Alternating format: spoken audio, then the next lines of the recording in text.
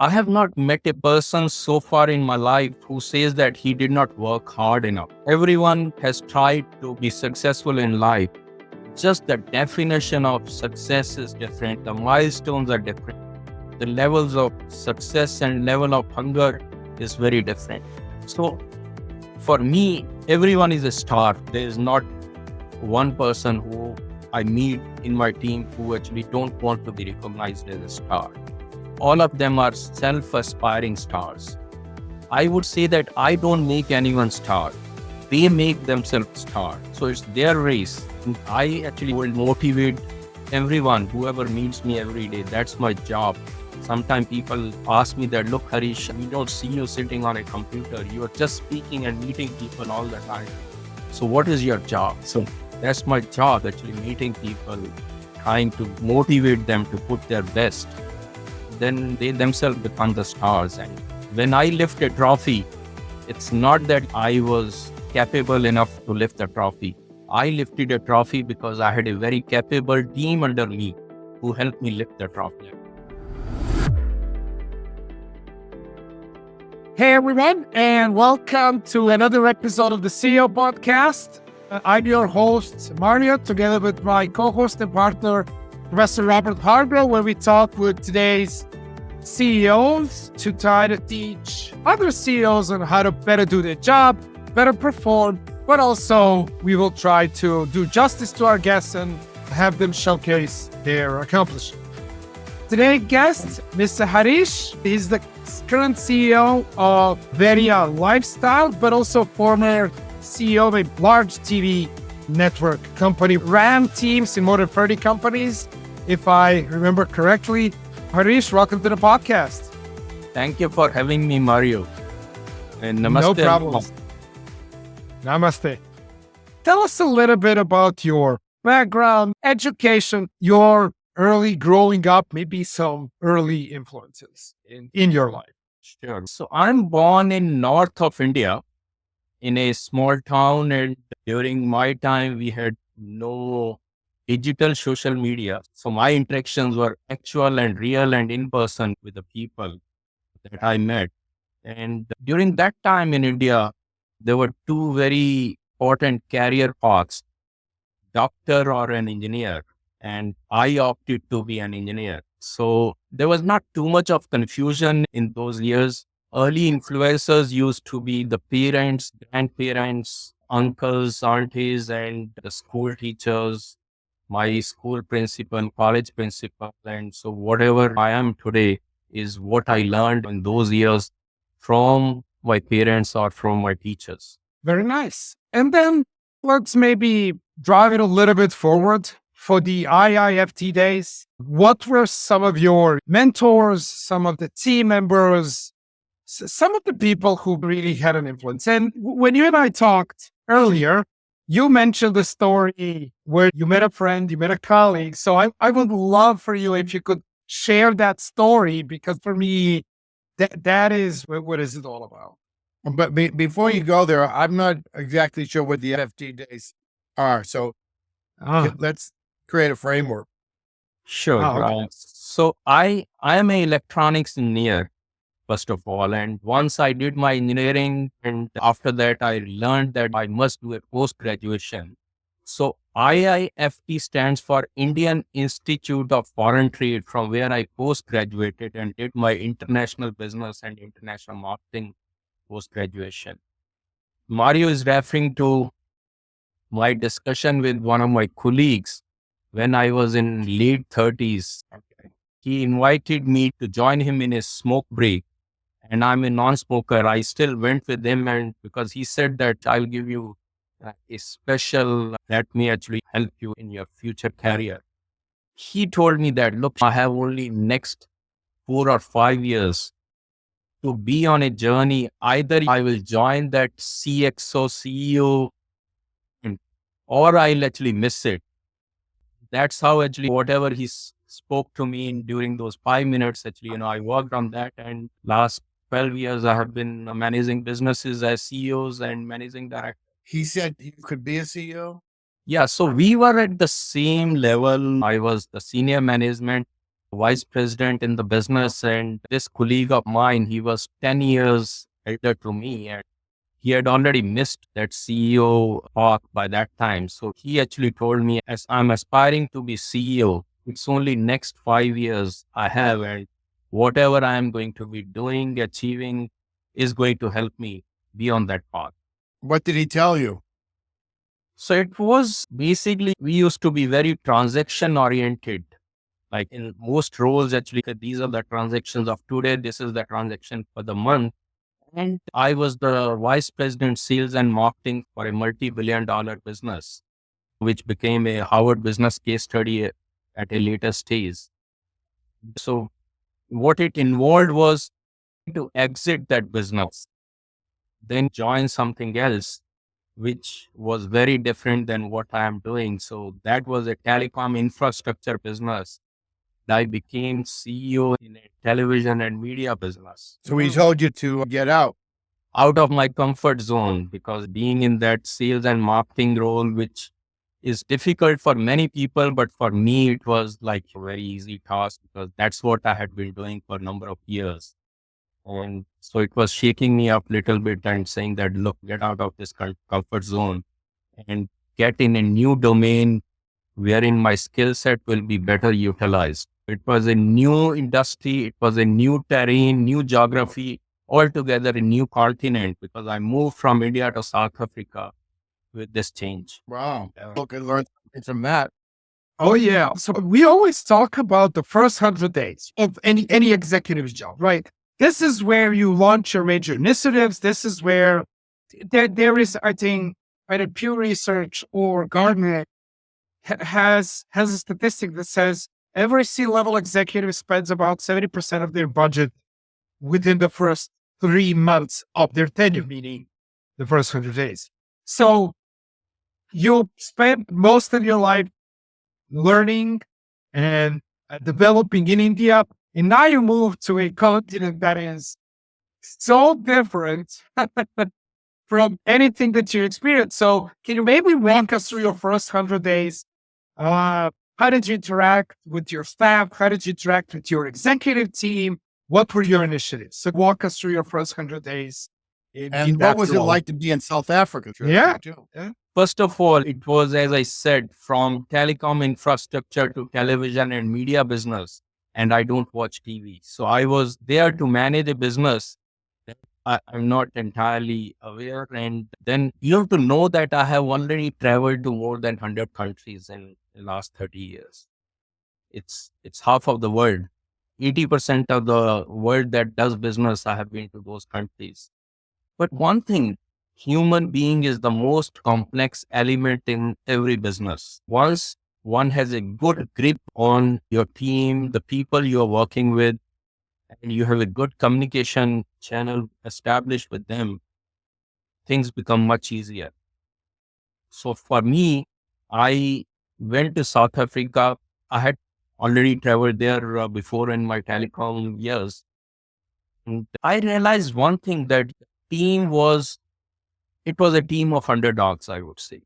This team for more than 10 years was aspiring to be recognized, because they were not really having any recognition in terms of international business. There used to be America team, Middle East team, Europe team, Asia team, and Africa table used to be the last table. Did they know they were the underdogs, or they thought they were the underdogs? So was it, hey, this is the Excel spreadsheet where it says that we are the underdogs, or it was a mentality issue? When I interacted with them, when I spoke to them, they actually, every member told me that they never got recognized in this global operations. They have a lot of strength, but recognition is missing. Business was in losses, and the investors and the promoters, they were not very happy with the performance. And I had a mandate that even if I have to restart and restructure this entire office, I have that liberty and authority that I can start from ground zero with this team. Well, one thing I realized in first 3 days itself, that they were group of talented individuals, and Their bosses used to be changed too frequently. So there no stability at the top. And because of that, they were missing their voice in the decision making. In my mind, 100 days is too far and too long for a business or top executive to actually do something. Things actually happen within first 15 days. If I take 100 days to learn about my business, then a quarter in a year is already gone, and year is only full of made of 4 quarters. So for me, I have a very clear situation that all the 6 different businesses I managed in last 30 years, my strength had been that I had to learn in 15 days, and on 15th day, I have to start taking decisions. If I don't decide, things don't happen and the quarter is missed. So within first 15 days, I realized that we need to do something. So in television, it is about launching a new television channel. So what promoters were expecting was that we should launch a Bollywood channel. Bollywood is the entertainment movies and telenovelas from India. Bollywood channel in Africa in English language, because in Africa, out of 50 countries, 44 countries are Anglophone countries, which are English speaking countries. And this team had already done research and re-research and number of case studies they had done, but no one was taking a decision to launch a channel. And my success actually started over there when I decided that, okay, within 6 months, we will launch the television channels in English in Africa. What do you think held them back? Like you said it, they've done the research, they set everything up. What was holding them back? Decision making, the weak leadership at the top within Africa. So they were actually depending on decision making, which was remotely being done either from Mauritius or from Dubai or from London. But actually, the work was to happen in Africa, and all those decision makers, they had no idea as to what Africa and South Africa business is.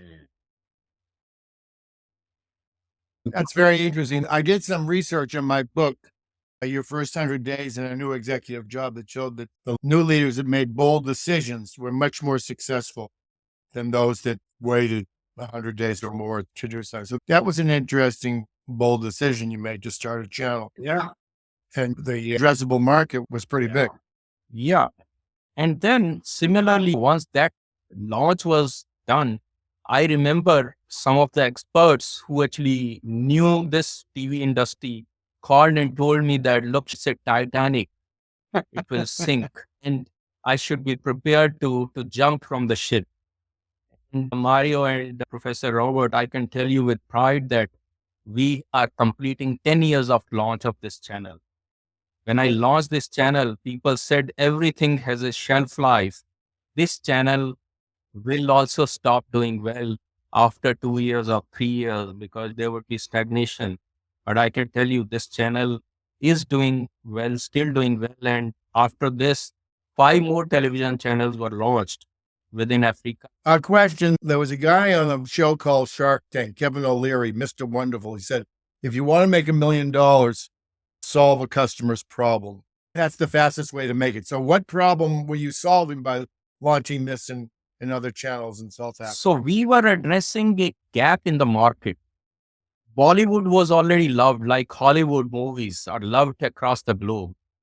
But then Hollywood comes in English and Bollywood was coming in Hindi with subtitles.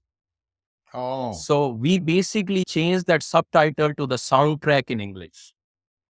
That was one. Then, Indian shows are melodrama. We basically fast tracked it. We fast tracked the story in such a way that people see an action. Otherwise, our telenovelas in India sometimes runs into 1,000 episodes and 2,000. Oh my, 1,000? Oh my God. That's fascinating. My son watches anime and there is like endless, like forever. And I'm like, how do you come up with such content? I have no idea. And then you say 1,000 episodes to get to the point. So Look, we live in a world of sequels wherein there is a movie 1 and then movie 2. Very recently, we saw the release of Smile 2 from Paramount Films. which means Smile 1 already came couple of years back. And why I talking about Smile 2 is because this film was filmed in our health resort here from where I'm speaking. Smile 2 is a Paramount Films. It was filmed in January, February 2024 and it launched in cinemas in October on Halloween Day. I have already come from Africa to America by now. So this is actually something 10 years forward that I just now commented on. How did you wind up in America? Okay, so from South Africa, I did this launch of English channel. Then I did a channel in French because there are 26 countries in Africa that speaks French. They are called Francophone countries. And then I launched a channel in Swahili language, which is spoken in Kenya. Then I launched a channel in Amharic language, which is spoken in Ethiopia, and then in Zulu language, which is a kingdom within South Africa. And then my son was completing his middle school there. And he wanted to study in Singapore. So I requested for a transfer to Asia. And I got transferred from South Africa to Singapore. So I came to America from Singapore. And what made you go to America? It's again business actually. Mostly promoters transfer or give me assignments where they feel that they need my skill set. So while I was managing television business, promoters felt that here they had invested $170 million in a health resort in upstate Monticello in New York State. And they needed someone to manage this business. And I was sent to America in October 2020 when the COVID was going on. That time, world needed health, world needed to live, and there was a time of uncertainty.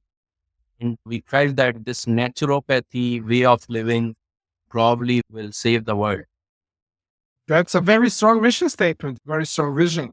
What I am more interested in is when you and I talked, we touched a little bit, build teams across 30 plus countries. First thing you told me, Mario, I visited over 100 countries in my life. So different people, different cultures. How do you identify executives that kind of have that it factor, that star power, that as someone saw something in you, how do you identify that in others? If we see amount of people we meet every day, I have not met a person so far in my life who says that he did not work hard enough. Everyone has tried to be successful in life. Just the definition of success is different. The milestones are different. The levels of success and level of hunger is very different. So for me, everyone is a star. There is not one person who I meet in my team who actually don't want to be recognized as a star. All of them are self-aspiring stars. I would say that I don't make anyone star. They make themselves star. So it's their race. I actually will motivate everyone, whoever meets me every day. That's my job. Sometimes people ask me that, look, Harish, we don't see you sitting on a computer. You are just speaking and meeting people all the time. So what is your job? So that's my job, trying to motivate them to put their best. Then they themselves become the stars. And when I lift a trophy, it's not that I was capable enough to lift the trophy. I lifted a trophy because I had a very capable team under me who helped me lift the trophy. Yeah. Robert? I'm listening. I'm enjoying his satsang. Sometimes people actually say that they have a job which is 8 to 5, 7 to 4, 8 hours a day, 40 hours a week. I feel that I have never been counting hours in my life. For me, whatever I do, I enjoy my work. That is my passion. If I'm managing a health and wellness center now, this is my passion. I wake up with enthusiasm every day morning at 5 and I start thinking, how do we make it better? How do you decide who to hire? I found what you said interesting, that you don't need to make them a star. They want to be a star in their own mind, in their own at heart. That shows a good way of motivating people. How do you decide who to hire? For me, actually, whenever I'm meeting anyone for any specific job or responsibility, I get a set of shortlisted candidates. So screening already has happened. Instead of me trying to assess them, I see how much confidence they have in achieving the assignment. And I have to see how much brightness I see in their eyes. And then they decide by themselves. The amount of enthusiasm they show helps me decide who is the best person. So I will always give my first choices among the five people I've met. I'll say probably this one is first, second, and third. And let the remaining team decide whoever comes up, because it's not matching of one skill set. It is actually a lot of other elements come in play that, let's say, if I am actually employing someone for the health resort, it's actually at the interview time, I have seen that half of what is written in resume is actually probably not. I would I say won't use. it may be exaggerated. So it's only one page. It's a impatient world, impatient people. We make it sure that they have to describe their life in one page. How can one describe their life and their achievements in one page? How either people are not willing to speak, but those who want to speak, they want to speak too much. They want to describe everything they have experienced in life. So one resume, half an hour or 15-minute interaction, but the actual decisions happen in 2 minutes. Some things happen within those 30 minutes that immediately says, okay, this may click. What Robert and I are seeing for the best, I'm going to just change the topic slightly. We will keep it in the executive team. What we are seeing is a fair amount of CEOs either getting let go by the board or quitting after 2 or 3 or 4 bad quarters. And most of the time, what happens is vacuum. There is no clear succession plan. It used to be that companies took succession planning very seriously, right? CEO has a 10-year. I have a 5-year or 10-year. I love to use the word mandate. Like I like a 5-year or 10-year mandate, and then I'm going to leave, right? Can you tell us a little bit your thoughts on succession planning?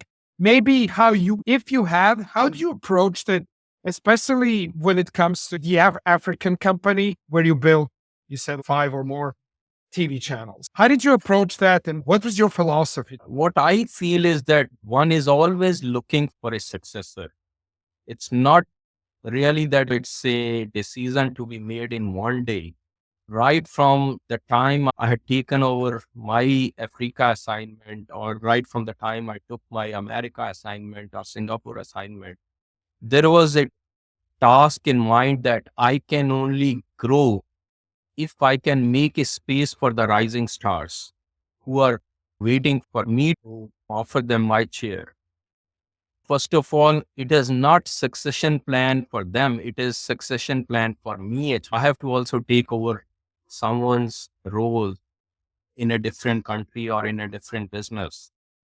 So in a team of, let's say, 100 people or 135 in the current assignment, every day I'm looking at who can take over another assignment, who can do multitasking.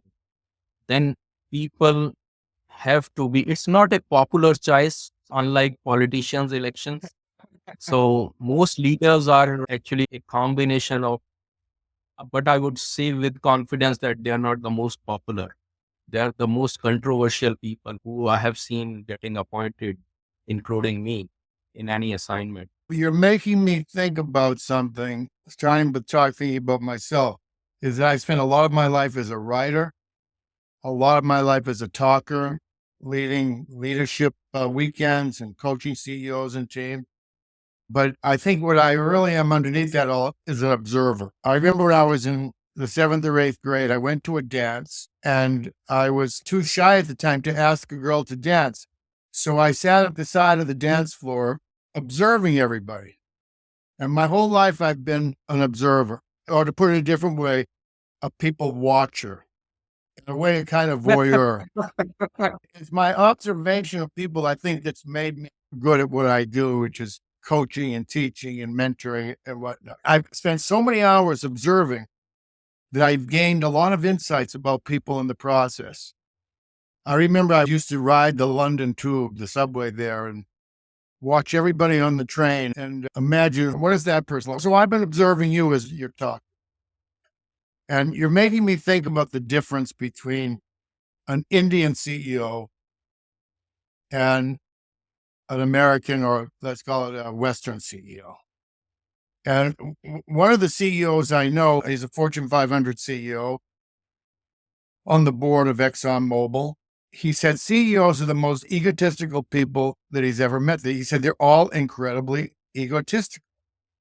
They have big personal organizational ambitions, and they may have a big mission or purpose, but at the end of the day, it's their purpose is to accumulate money and power. So I'm observing you talk, and I'm getting a different impression. I'm saying, no wonder a lot of the CEOs of some of America's best companies are Indian. See, you got the guy from Microsoft who's an Indian. You got the guy from Google who's an Indian. There are many others. You probably know more than me. But as I'm listening to you talk, my observation, here's another CEO, but he's not a CEO standing in the spotlight. He's a CEO standing more in the shadow. He's a CEO who's not so much of an egotistical leader who's trying to accumulate money and power. He's a servant leader. So this is something I find interesting about you. And all your expression conveyed that. You don't need to hire a star. You need to help them discover and express the star inside them. You don't need them to be your successor. You need to create the space for them to be your successor, and to be ready at all times to move on into the next step. Thanks, Professor Robert, for the good words.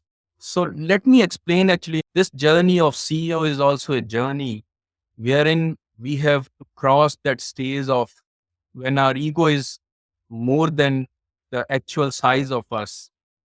So those stages come, but once that hurdle is over, so you get to the next stage. And what made me, That's a transition you go through. right, and what made me a better person is when I moved from one continent to the other. In that process, I found that I got detached from some of those targets of how many $1 million that stays, because from India to South Africa to Singapore to America to where is unknown right now. So basically, when we move from one country to the other, we leave a lot behind that we have achieved, the contacts and the friends and opportunities and the assets. And I moved to America during middle of COVID. That time, I don't know how many of my friends, how many of my colleagues, how many of my team members died. So I remember my CFO, who was managing my Africa business, died during COVID. I spoke to him one time in 3 months. He was in coma for 3 months. So when you see these kind of situations, you get to see that, look, I'm getting closer to, I have seen many such winters and many such weathers. How do I become a better person? After all, we are learning every day. And my purpose of talking to coaches like you, Professor Robert and Mario, is if I can carry one message from you out of my interaction with you, that will be my learning, because it's going to make me a better person and a better CEO and a better father and a better husband.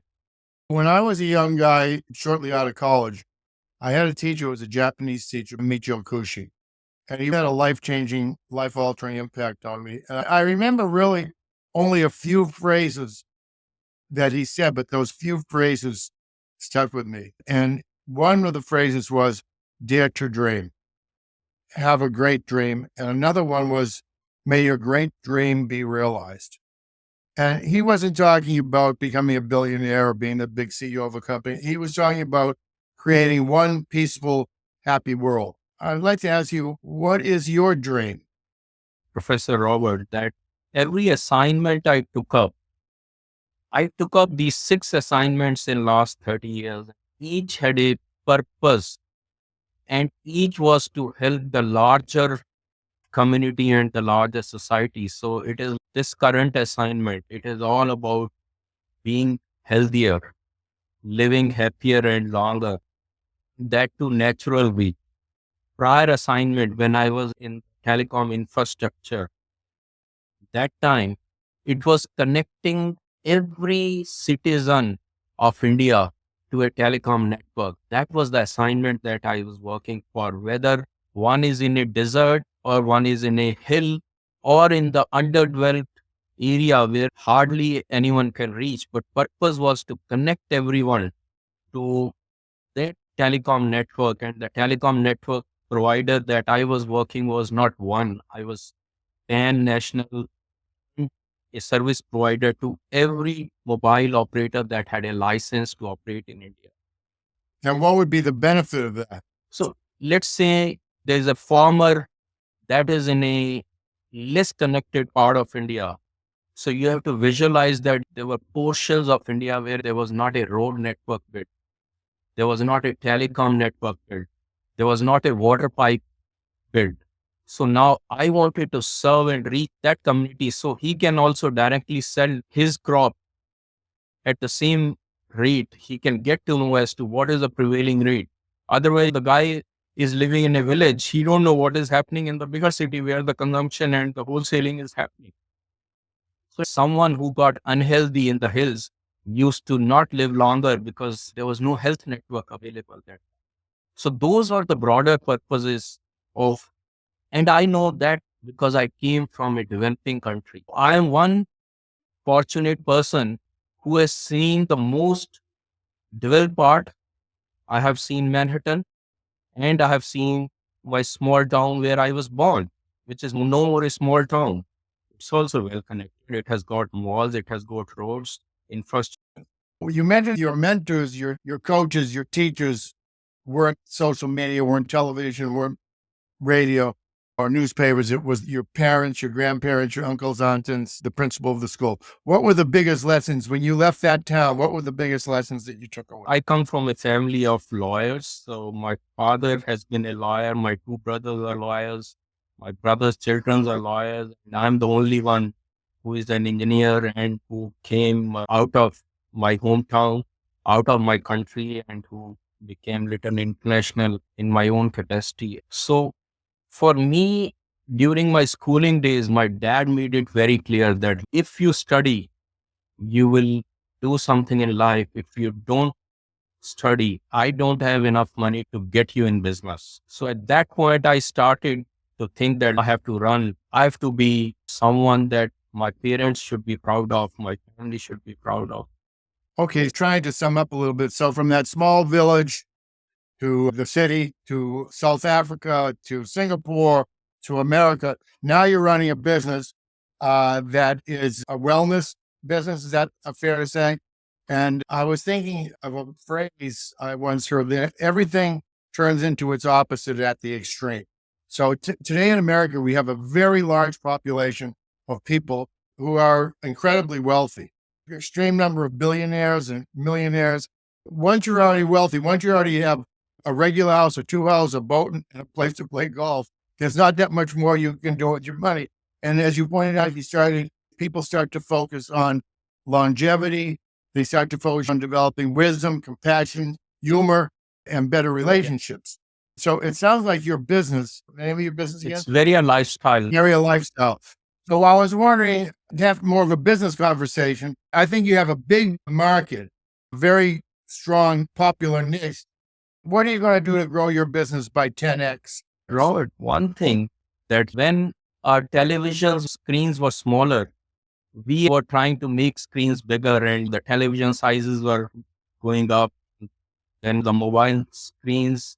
And then came a situation when they were big. We said that, look, we need a smaller screen. And then the small little phones were introduced that will fit in your pocket. As you got used to the smaller screen, the screens are becoming bigger. And every time a new model is launched, a screen is 1 inch bigger, 2 inch bigger. And so it is basically one is what marketer is driving you. And one is how much of our own mind one can apply and say that, look, this phone model, which is version 10, is no different than version 15. So it's something which was a durable has been actually turned into a commodity today. At some stage, a product was durable, wherein maybe if I'll buy electronics, it will live with me for a couple of years. The new generation thinks that, look, it must change every year with the new model. So growing this business has been always a race. This is not the demand of today. I know that when I got into this assignment 30 years back, that time also the discussion in the boardroom used to be, how are you going to multiply my business? How are you going to multiply my profits? It's the same questions. And there is not a doctor's prescription. One can actually say that, okay, I scribble on a paper and you do this, and then with this vitamin B12, maybe tomorrow you'll be 12 times or 10 times stronger. It is an ongoing process, and one has to find its own path to be there. Where Yes. is your center? We are upstate New York, 2 hours on Catskill Mountains. Okay, so Harish and Robert, maybe final thoughts on this conversation. Harish, what would you say is your overall message to every CEO, or maybe first-time CEO that kind of comes in and is lost and is overwhelmed and his outward maybe a lot of confidence, but inward, holy moly, I have no idea what I'm doing. So what would be your message to that person?